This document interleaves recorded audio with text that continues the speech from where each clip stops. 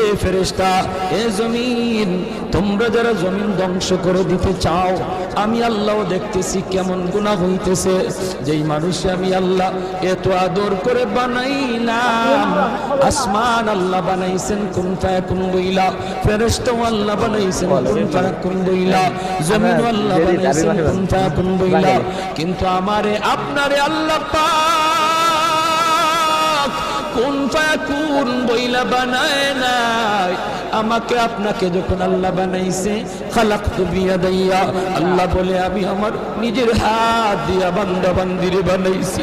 কারণ এই চেহারার মধ্যে এত দামি কপাল, ওই কপাল দিয়া বান্দা আমার কুদরতি কদমে সাজদা দিবে।